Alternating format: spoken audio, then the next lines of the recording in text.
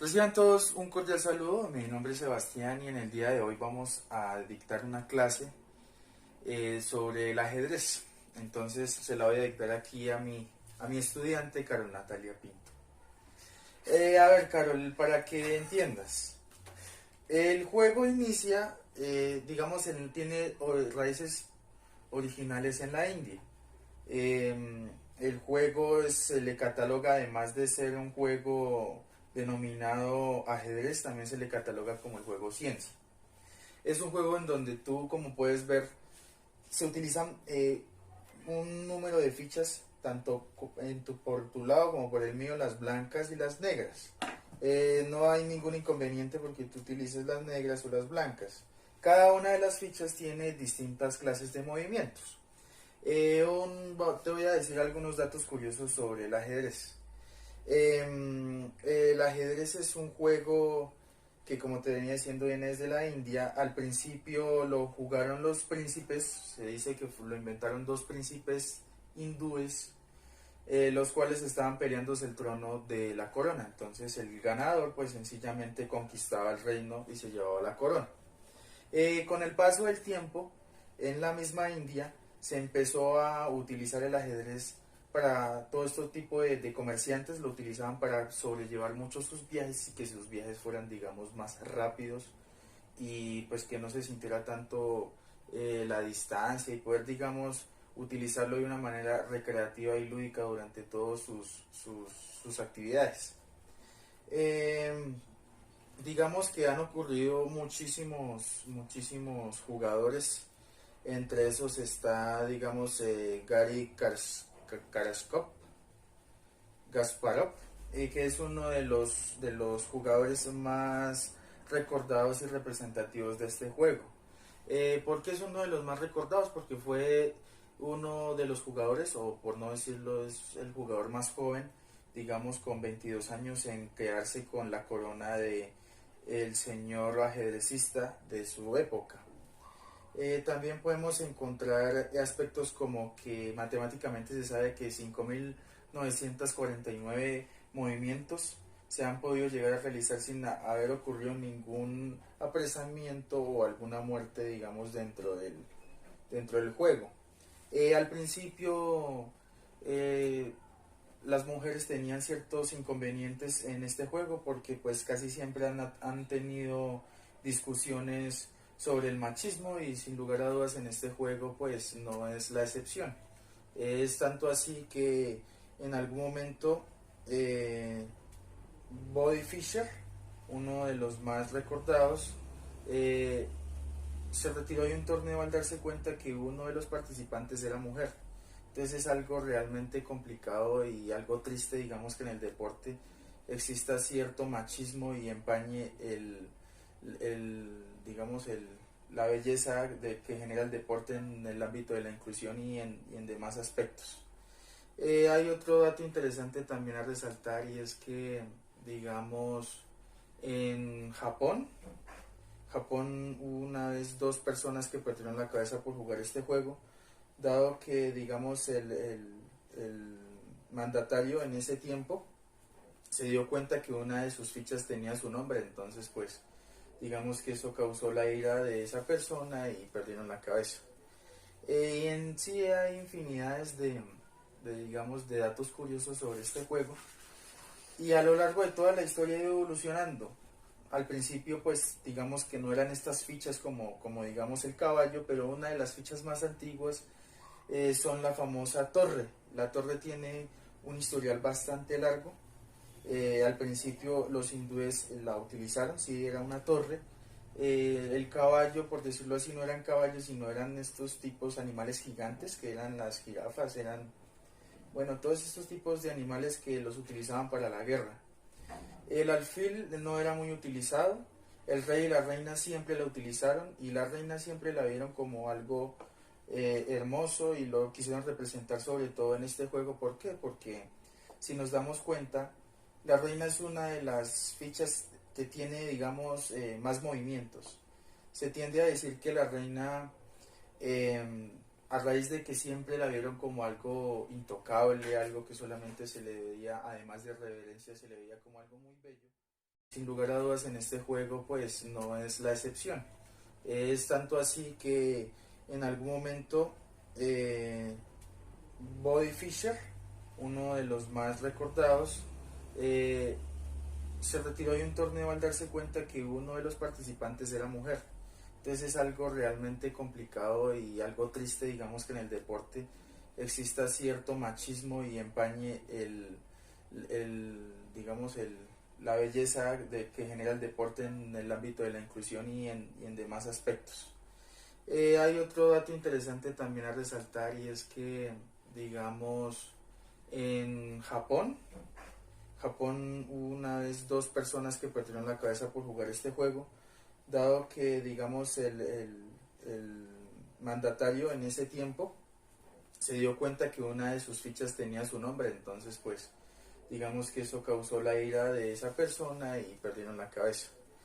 Y en sí hay infinidades digamos, de datos curiosos sobre este juego y a lo largo de toda la historia ha ido evolucionando. Al principio pues digamos que no eran estas fichas como digamos el caballo, pero una de las fichas más antiguas son la famosa torre. La torre tiene un historial bastante largo. Al principio los hindúes la utilizaron, sí era una torre. El caballo, por decirlo así, no eran caballos, sino eran estos tipos animales gigantes, que eran las jirafas, eran, bueno, todos estos tipos de animales que los utilizaban para la guerra. El alfil no era muy utilizado, el rey y la reina siempre la utilizaron y la reina siempre la vieron como algo hermoso y lo quisieron representar sobre todo en este juego. ¿Por qué? Porque si nos damos cuenta, la reina es una de las fichas que tiene, digamos, más movimientos. Se tiende a decir que la reina, a raíz de que siempre la vieron como algo intocable, algo que solamente se le veía, además de reverencia, se le veía como algo muy bello, no era muy utilizado. El rey y la reina siempre la utilizaron y la reina siempre la vieron como algo hermoso y lo quisieron representar sobre todo en este juego. ¿Por qué? Porque si nos damos cuenta, la reina es una de las fichas que tiene, digamos, más movimientos. Se tiende a decir que la reina, eh, a raíz de que siempre la vieron como algo intocable, algo que solamente se le veía, además de reverencia, se le veía como algo muy bello, intentaron demostrarlo también en este juego y se dice que la reina, a raíz de todos los movimientos que tiene, desafortunadamente no tiene uno que es el del caballo, que es saltar sobre las fichas. La reina es importante que la tengamos en cuenta no solo porque es una ficha muy importante a raíz de todos los movimientos que tiene, sino que es importante utilizarla en ciertos momentos del juego, sobre todo en ciertos espacios. Una reina que está, digamos, en una línea cubierta o digamos en una esquina es digamos casi, ¿cómo decirlo? No funciona para nada. La idea es que esta ficha trate de moverse en el centro del recuadro. También tenemos los peones, los cuales solamente se mueven hacia adelante, un paso o dos pasos. Si digamos vas a mover el peón al inicio, en el primer movimiento lo puedes saltarte un paso haciendo dos pasos.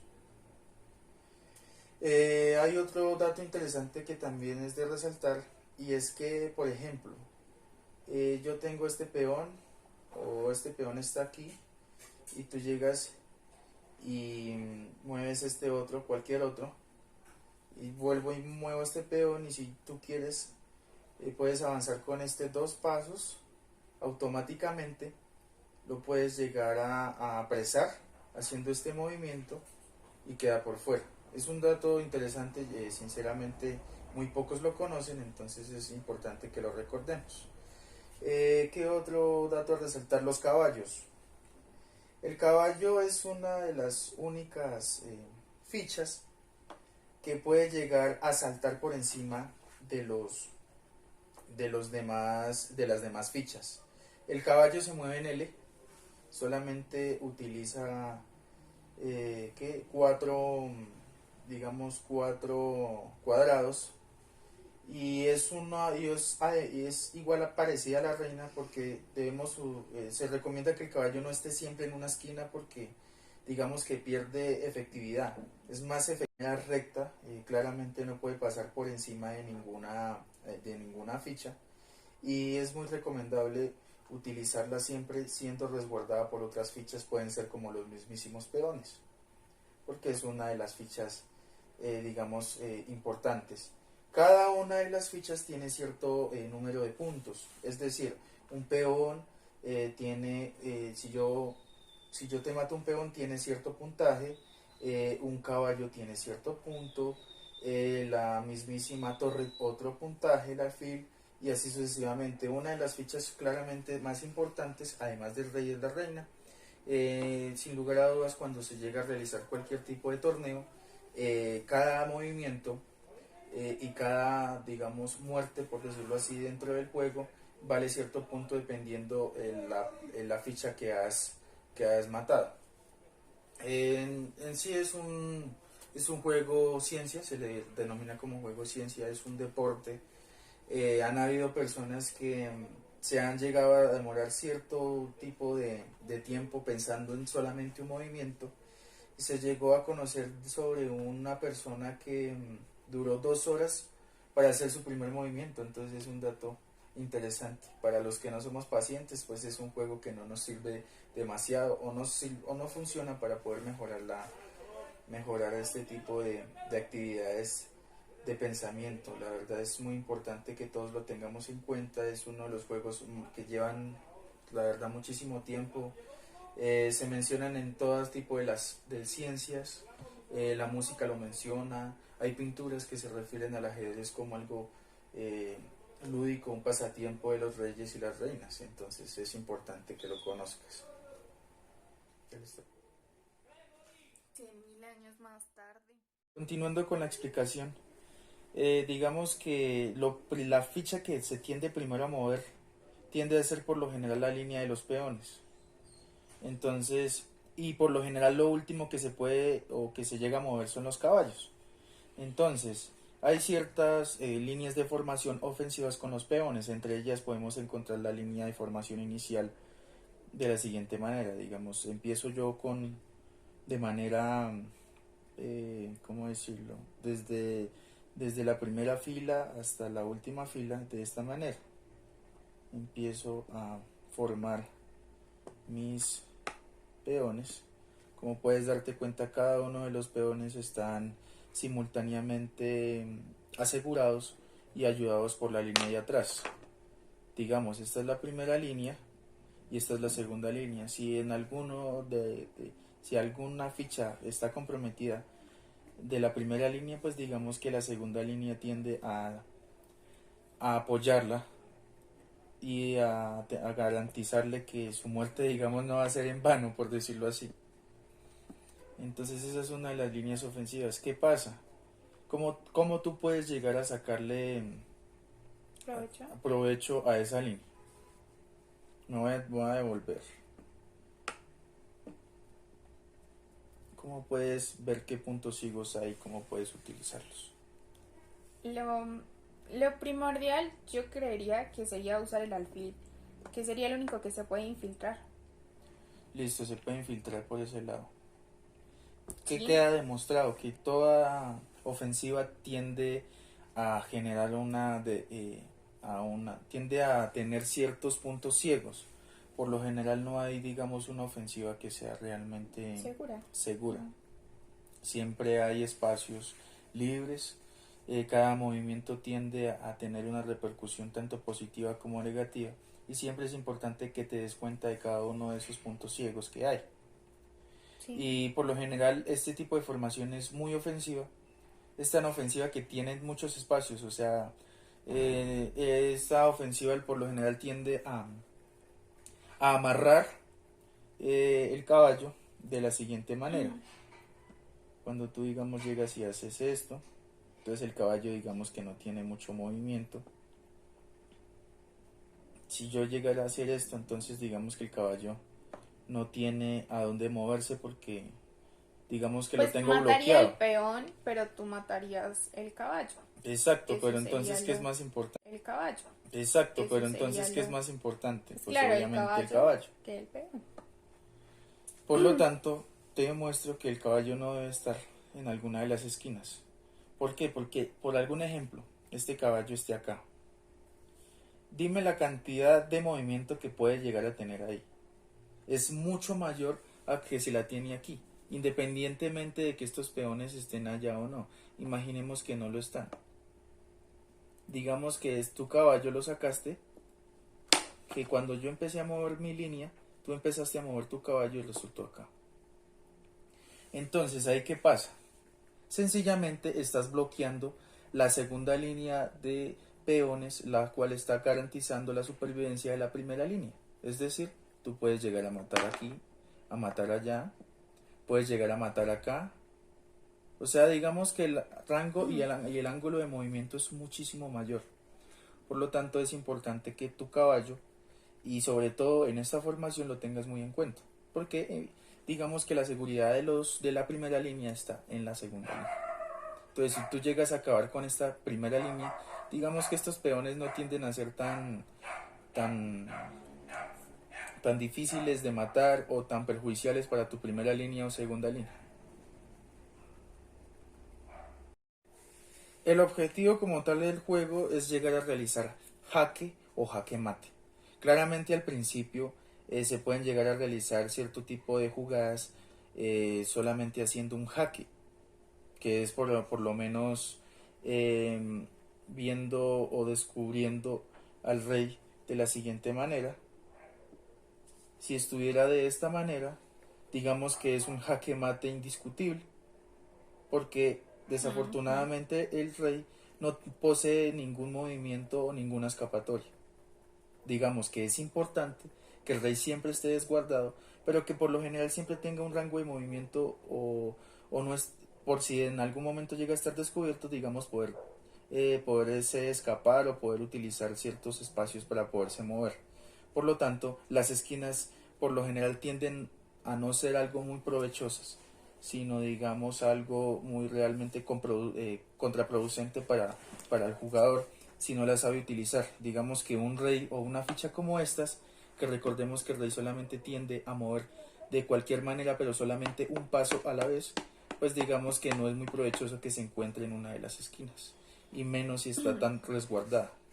Entonces es importante claramente siempre que el rey esté desguardado, pero como el objetivo tuyo y el mío es acabar con tu rey, que es el mío y el tuyo acabar con mi rey, pues entonces es importante que siempre tengamos el rey claramente cubierto, pero que digamos tenga un rango de movimiento mucho mayor que ese. Uno de los rangos de movimiento puede llegar a ser, por ejemplo, este puede ser un rango de movimiento bastante bueno, en donde digamos, si por X o Y motivo quieren llegar a acabar con tu línea, este peón puede llegar a resguardarte, o si en algún momento llegan a acabar con alguna línea, digamos, de defensiva, el rey tiende a moverse de mejor manera. Entonces por eso es que es importante que tengamos en cuenta, sobre todo en esta ficha que es la más importante, que evitemos tenerla resguardada en las esquinas. Es que una ficha o la mayoría de fichas que son las más importantes tienden a dejarse mucho en las esquinas, y por lo general los jugadores tienden a aprovechar este tipo de movimientos porque ellos solo se acorralan. Entonces es importante que lo tengamos en cuenta.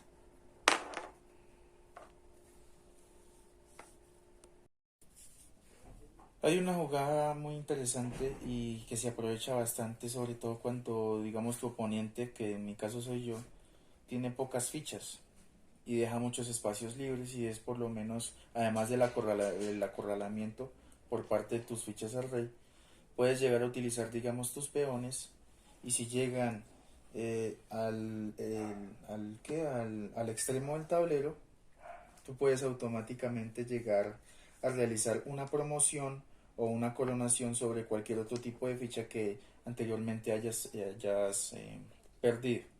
Entonces es un dato realmente importante e interesante para tenerlo en cuenta.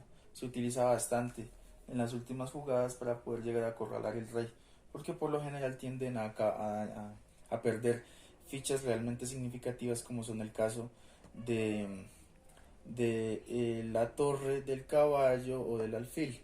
Muchas veces en las últimas partidas la ficha que más se resguarda además del rey es la mismísima reina porque pues como anteriormente lo dije es una ficha muy importante que tiene muchísimos movimientos, pero digamos que en este caso serviría bastante que pudiéramos llegar a tener un posible caballo para poder llegar a saltarnos por encima de las demás fichas y poder llegar a matar a un rey o acorralar sobre todo a un rey. Entonces es importante, la verdad hay muchos jugadores que utilizan más los caballos para llegar a realizar este tipo de acorralamientos y de jaque mates. Es digamos que el jaque mate actualmente se utiliza más que todo en los caballos para poder llegar al rey de una mejor manera. Vale, ahora vamos a explicar el enroque corto. ¿En qué consiste el enroque corto? Simplemente vas a utilizar el rey y, y la torre. Entonces, ¿cómo lo vas a utilizar? Llegas y mueves el rey 2 casillas, automáticamente la torre pasa por encima del rey un espacio. A esto se le conoce como enroque corto. Vale, ahora te voy a explicar lo que es el enroque largo. El enroque largo en este ajedrez, digamos que se va a utilizar esta torre, la torre dama. Se le llama torre dama porque pues está al lado, por decirlo así, del cuadrante de la dama, de la reina. Entonces, ¿qué vamos a hacer? Vamos a avanzar 2 casillas, en este caso 1, 2, y la torre va a saltar 3 casillas, 1, 2 y 3 por encima del rey. Entonces a esto se le llega a denominar enroque largo. ¿Por qué es largo? Porque digamos que el proceso digamos, de cambio de jugada, de cambio de espacio o de salto de espacio de la torre es mayor. En este caso solamente saltaba una vez, que es el enroque corto, y en este caso mueves 2 veces y saltas 1, 2 y 3 espacios. Este es el enroque largo. A ver, ¿en qué momento no se puede utilizar el enroque? Cuando el rey está en jaque. Cuando el rey está en jaque no se puede llegar a hacer ni enroque corto ni enroque largo. Además de esto, digamos que no se puede llegar a realizar el enroque, en este caso el enroque largo. Vamos a intentar hacerlo.